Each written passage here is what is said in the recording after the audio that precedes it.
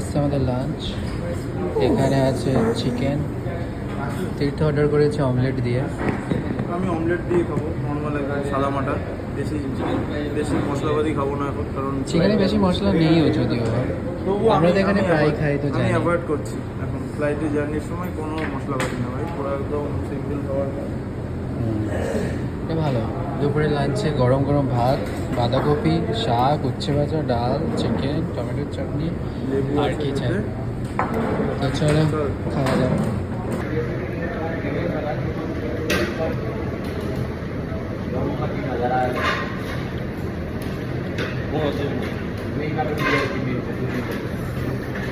দুপুরবেলা এরকম গরম গরম ভাত, ডিমের অমলেটও চলে আসছে।